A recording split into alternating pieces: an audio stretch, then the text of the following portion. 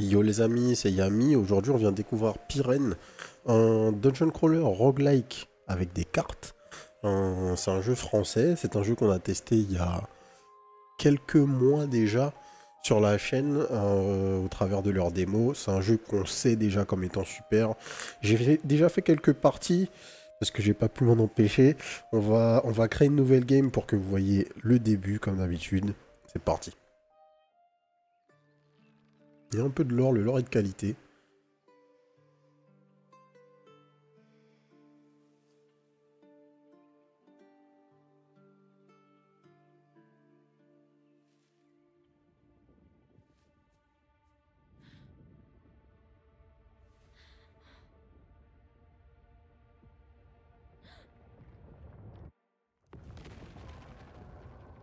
Boum.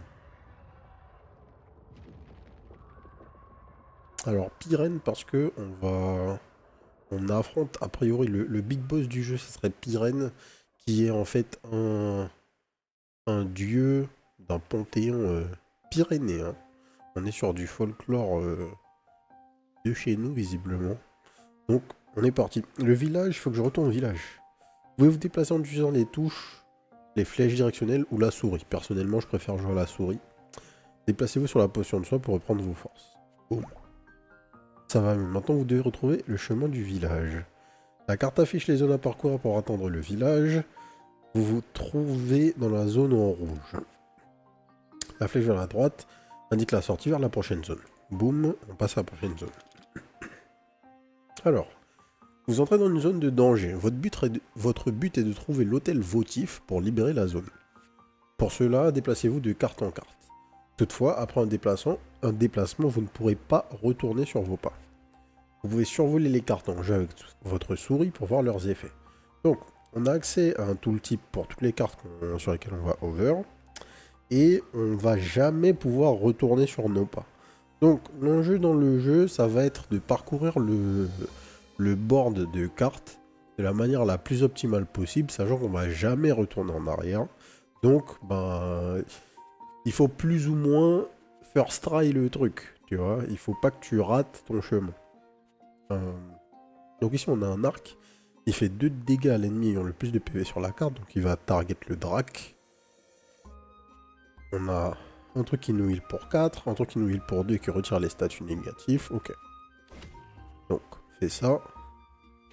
Et pour ce qui est de la résolution, ils vont nous l'expliquer. Lorsque vous vous déplacez sur un ennemi, une confrontation se déclenche automatiquement.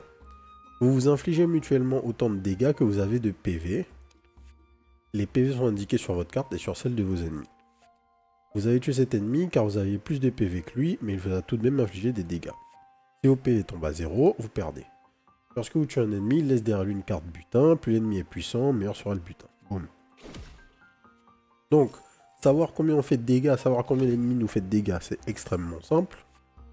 Ah, là il nous a expliqué la nuit, j'ai passé sans faire exprès. Donc, la slide d'avant, il nous expliquait que quand les slots de cartes sont vides, on peut passer la nuit pour repiocher des cartes et re-remplir le board. Cependant, passer la nuit nécessite de consommer 2 provisions. Vos provisions sont visibles ici, et si vous n'en avez pas assez, vous recevrez 1 dégât par provision manquante. Toutefois, attention, les ennemis gagnent 1 PV max pendant la nuit, éliminez-en donc un maximum au cours de la journée. Pour passer la nuit, cliquez sur ce bouton, appuyez sur la barre d'espace. Ok. Donc, l'objectif c'est de tuer le maximum d'ennemis avant la nuit.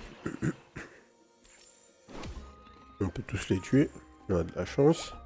Et on passe la nuit. Là, on a l'hôtel qui est ici. On va tuer les ennemis. En tuer 2, tac. On va prendre l'hôtel. Boum. Bravo, vous avez atteint l'hôtel votif. L'hôtel votif libère la zone et restaure tous vos PV et provisions. Dans les zones libérées, vous pouvez vous déplacer sans contrainte. Donc là, hop, on est dans une zone qu'on a clear. On peut bouger, pas de problème. Et là, on se barre. Alors, ici, c'est notre hub. Et donc, premier bâtiment, c'est la grange. Dans la grange, on peut voir, quand on a déjà fait une run, on voit les détails de la run précédente. Et ici, ça va être le centre du village.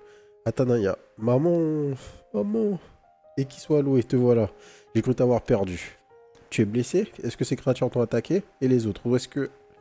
calme-toi, je vais bien. Nous avons pu nous enfuir avant que les monstres n'arrivent au village.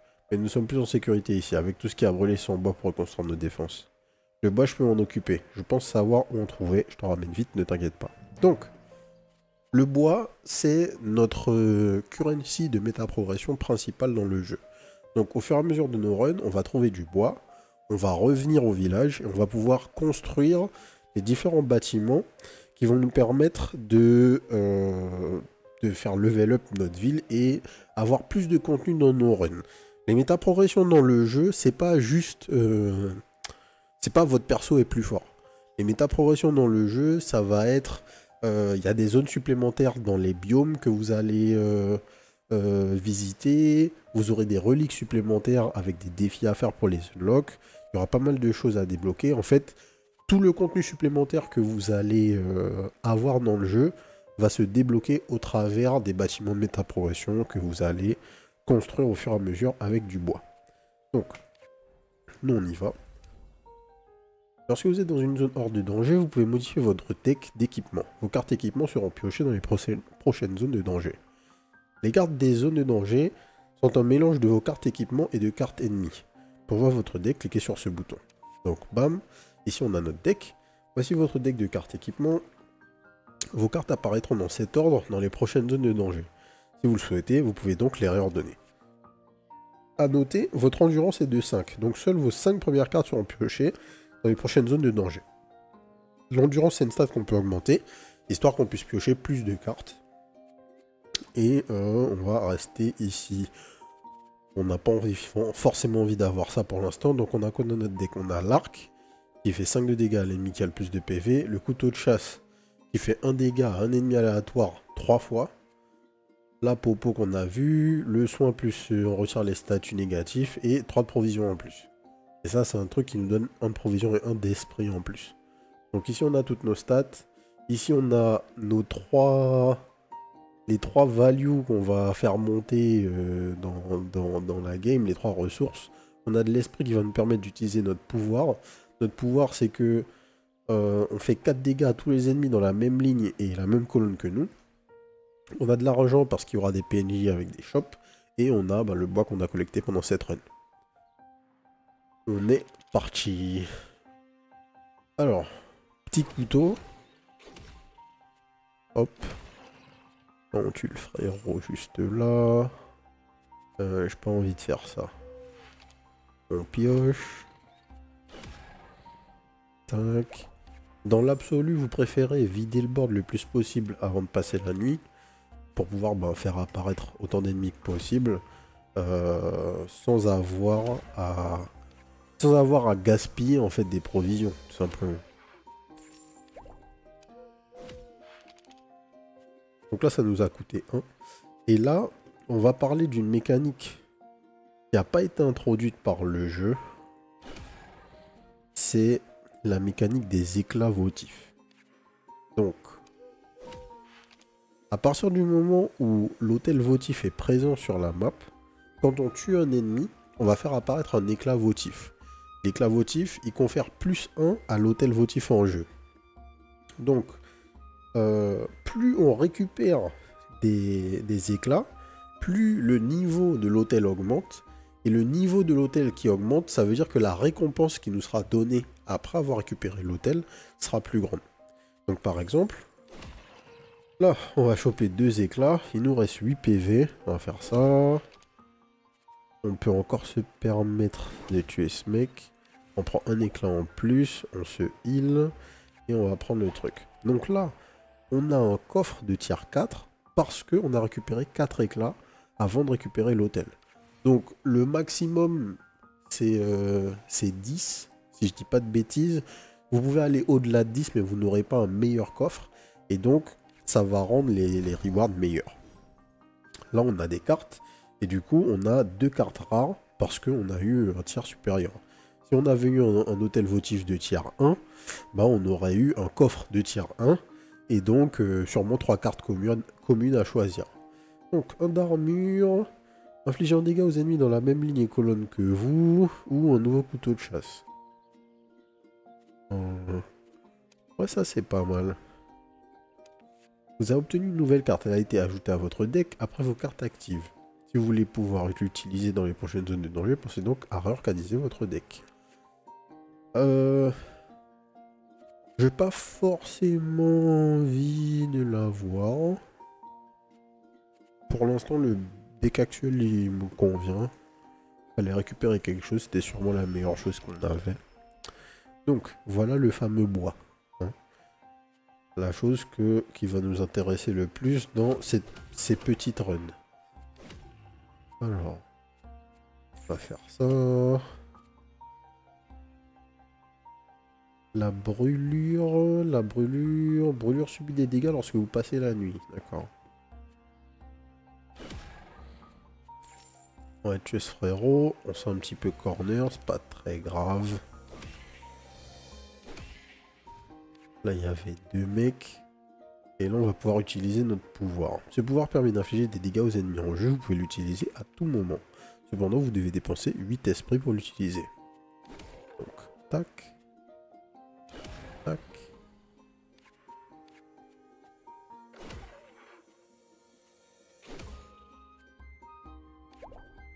De heal.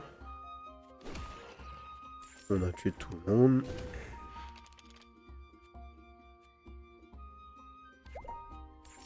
Là, on est un peu dans la sauce. Donc, on va juste se casser. Hop là. Et là, vous voyez, notre coffre, il est gris. On a quand même eu un objet rare, pas mal. Les dégâts personnes ne peuvent pas ignorer l'armure. Augmente les chances d'obtenir des cartes brillantes dans les coffres. Révèle le nombre de cartes restantes à piocher pour trouver l'hôtel votif. Ça, c'est pas forcément très intéressant. On va plutôt prendre ça. On peut voir nos reliques en cliquant sur le bouton. Les cartes et reliques que vous obtenez ne sont conservées que pour l'expédition en cours, évidemment. Donc là, on peut voir nos reliques. Hop, nouveau biome.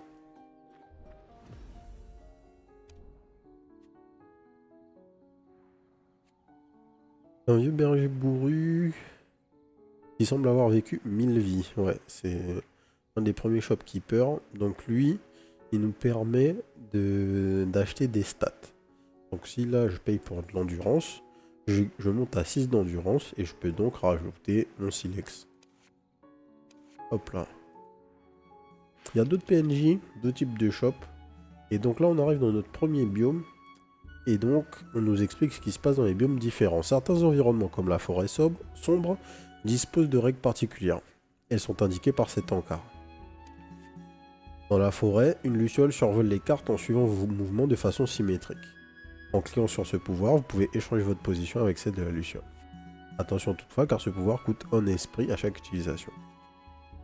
Donc, on a aussi cet ennemi, qui est un ennemi un peu particulier, puisque il attaque automatiquement dans la direction dans laquelle il regarde, qui est indiqué par la flèche si jamais vous ne faites pas attention à son œil. Et autre chose, on a le bois corrompu. C'est une carte qui nous donne 2 de bois, mais qui va tout de suite donner 1 PV max à tous les ennemis qui sont en jeu. Donc on va essayer de la récupérer uniquement après avoir tué tous les ennemis, histoire d'optimiser un petit peu. On peut faire ça. On peut faire ça. On peut se TP pour 1 et récupérer le bois. Hop. Tac. Non, ça c'était un peu mal joué de ma part. J'aurais pu optimiser. Hop, hop, on prend le bois encore. Sans prendre de dégâts. C'est toujours l'objectif.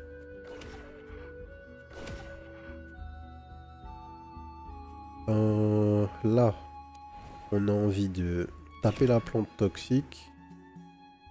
Prendre ça. Faire ça. Ça. Gaucher.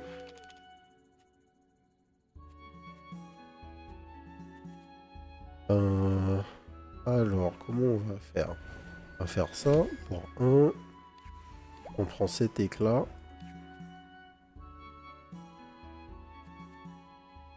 On va Est-ce que je peux me positionner différemment? Je ne pense pas. Donc on va juste faire ça. Le poison nous fait 1 de dégâts à chaque fois que l'on se déplace. On avait des provisions, donc on peut encore récupérer un éclat pour pas trop cher. Pour 4, je peux récupérer ces 2 éclats ici. 4 et 3, 7, ouais, c'est le max. On va pas faire les fous.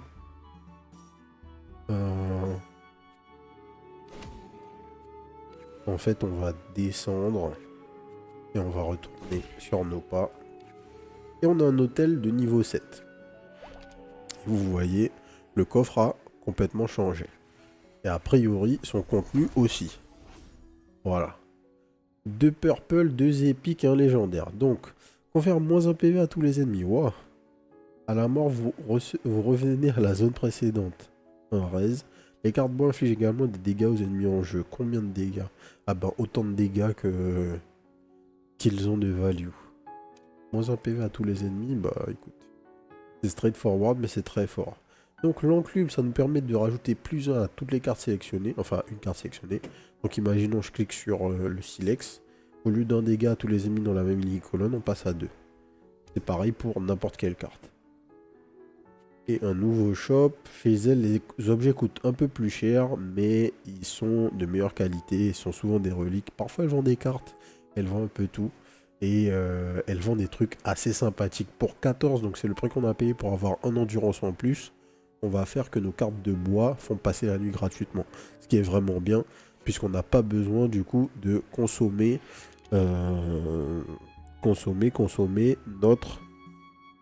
nos provisions.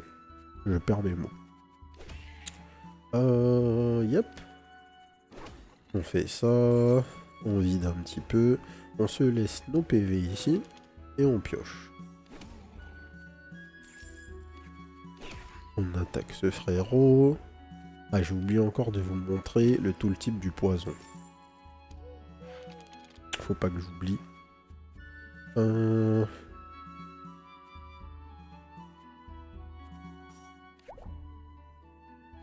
J'aurais pas dû faire ça.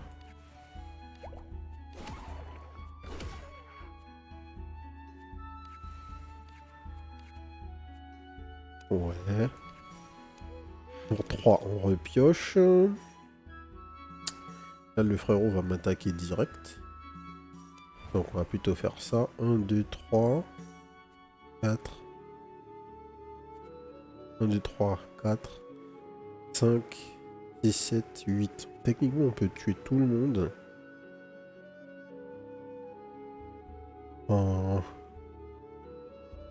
Mais dans quel ordre? Plutôt un truc comme ça.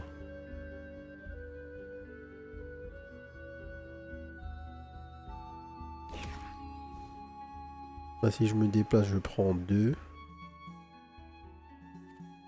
Mais c'est pas grave.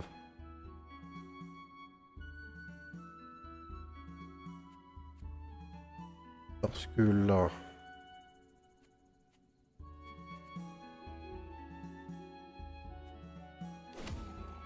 faut que je fasse ça et ça. Donc comment je vais optimiser? Si je descends...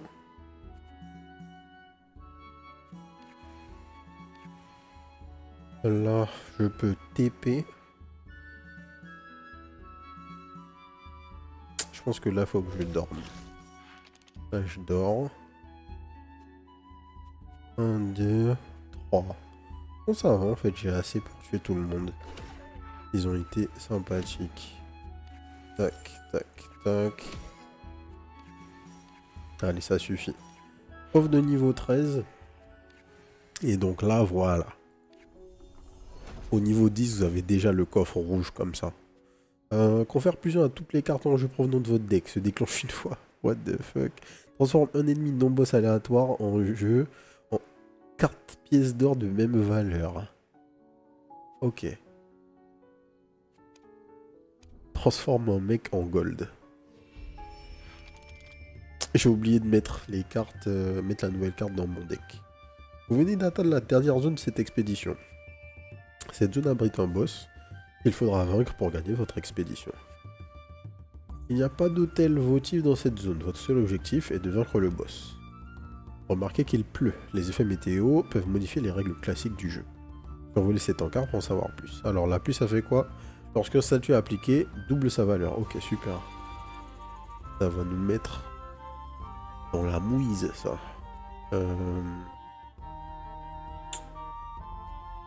Du coup, on va tenter ça. On n'a pas eu de luck. Du coup, on va TP par là. Non, on va pas TP par là. On va TP par là. On va taper ce mec. TP. Et on fait ça. Ici, notre ami là, c'est quoi ses particularités?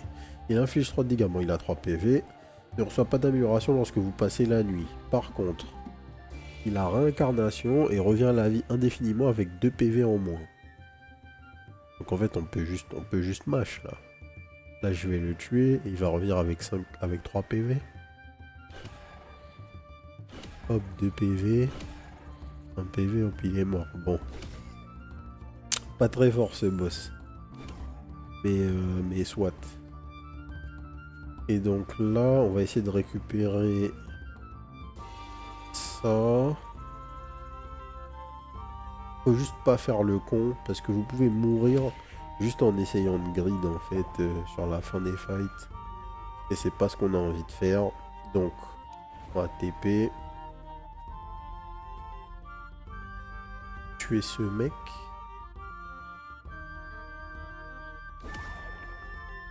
Hop. TP.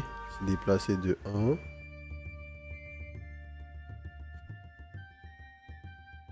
Comment je peux faire pour ajuster?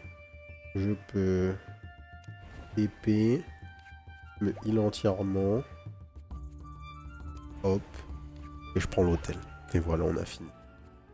Hop, 3 de bois. Et on retrouve Zoé. Zoé, je suis contente de te voir. Tout va bien?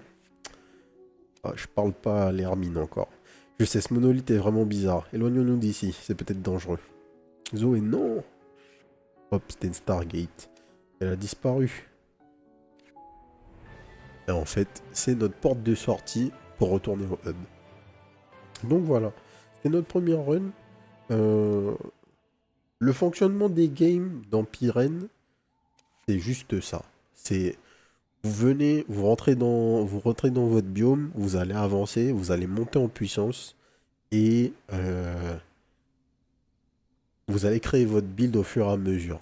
Et le truc qui va se passer, c'est qu'il y a de plus en plus de personnages, il y a de plus en plus de reliques, il y a de plus en plus de contenu possible. Et en fait, vous allez faire des games incroyables au fur et à mesure des parties.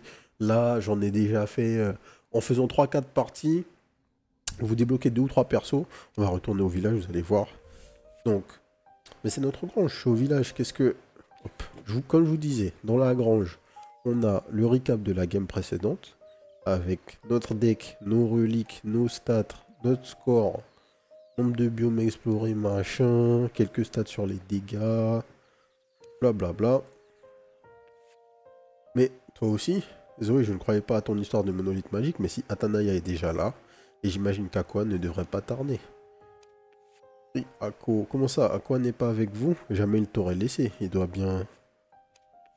Par là-bas, tu es sûr? Tu peux flairer sa piste d'aussi loin? Le lien entre vous deux m'impressionnera toujours. Bon, si tu veux, je pourrais partir chercher Aquan pendant que tu continues de monter la garde avec Zoé au cas où ils reviennent tout seuls. Eh, je n'ai pas fait que monter la garde. J'ai reconstruit la tour de guet pendant ton expédition. J'ai dit un œil avant de repartir, ça pourrait peut-être t'aider. Donc, comme je vous disais, on est arrivé au hub, on a nos 13 de bois, et là, premier truc, on va bailler l'atelier. Boum. Et l'atelier, il nous fait gagner la chance. La chance, c'est une des stats les mieux pensées que j'ai vues dans un rogue, puisque l'objectif de la chance et des affinités, c'est que la chance va augmenter votre pourcentage de chance d'avoir des objets, et des reliques et des cartes qui vont synergiser avec le deck que vous avez en ce moment. Et donc, en fait, peu importe le perso que vous allez jouer, la chance, c'est pas juste un truc qui vous donne de la luck de manière générale et qui va augmenter le tir de vos items, ça va vraiment faire en sorte que vous ayez des meilleures cartes ou des meilleures reliques pour le deck actuel que vous êtes en train de jouer. Et ça, c'est vraiment cool. Donc, l'atelier, qu'est-ce que c'est? Dans l'atelier cartographie, vous pouvez débloquer de nouvelles zones pour enrichir vos prochaines expéditions. Ces zones peuvent être débloquées à l'aide de points d'exploration que vous récupérez durant vos expéditions. Vous n'avez actuellement aucun point d'exploration. Partez en expédition, récupérez des points d'exploration, puis revenez ici pour débloquer de nouvelles zones. Donc, comme je vous expliquais, les méta-progressions qu'on va avoir dans le jeu vont nous permettre d'ajouter des nouvelles zones dans les biomes dans lesquels on va aller, qui vont nous donner des ressources supplémentaires. Une zone avec des pièces d'or, une zone avec de l'esprit, une zone pour augmenter votre chance, une zone avec un NPC qui va donner de l'écho à vos équipements. C'est un perk en fait qui va doubler l'effet de la carte quand on va la jouer. Une zone avec une carte sacrée, etc. Donc vraiment, quelque chose qui va juste être là pour vous donner plus de contenu. Pas une méta-progression qui vous rend plus fort factuellement avec des stats. Ça vous rendra plus fort, mais ça sera sous la forme de choses à faire dans vos runs. Et je trouve que c'est très malin dans l'approche. Et ça donne envie en fait de grind pour faire level up ton village plutôt que de venir sur un tableau et de te rajouter des PV quoi. Même si fondamentalement ce que ça va faire c'est de nous rajouter des stats dans nos runs. Et l'auberge c'est tout simplement le caractère select. On peut changer les personnages jouables. Donc voilà, on va s'arrêter là pour aujourd'hui, ça va être une vidéo un peu plus courte. Je referai une ou deux vidéos sur Pyrène avec un peu plus de contenu, des personnages différents pour vous montrer un peu ce qui se passe dans le jeu. Une fois que vous avez un peu plus de choses, peut-être que ce sera plutôt une vidéo sur la forme d'un stream highlight. Je jouerai sur la chaîne Twitch. Comme d'habitude, n'oubliez pas de nous follow, twitch.tv/les_dozer. Mardi, mercredi, jeudi, 20h30. On fait des games, on fait des découvertes. Donc venez nous voir, ça fera sûrement des records pour Pyrène dans la semaine. Et franchement, allez choper Pyrène. C'est un jeu qu'on attendait depuis très longtemps. Il n'y a pas beaucoup de dungeon crawlers qui sont bien ces temps-ci. Et je trouve que c'est un des très très bons jeux qui est sorti dans cette année 2024. On arrive sur la fin et je pense pas que vous allez trouver beaucoup mieux dans ce genre. Donc voilà, foncez. Le jeu est pas très cher, moins de 20 €. Donc voilà. Ça sera tout pour moi pour aujourd'hui. Si ça vous a plu, abonnez-vous à la chaîne. D'autres découvertes tous les jours à 18 h. Et n'hésitez pas aussi, comme je vous ai dit, à nous rejoindre sur la chaîne Twitch. twitch.tv/les_dozer. Les mardis, mercredis et jeudis à partir de 20h30 pour les records en live. Et sur ce, je vous souhaite une bonne soirée. Peace.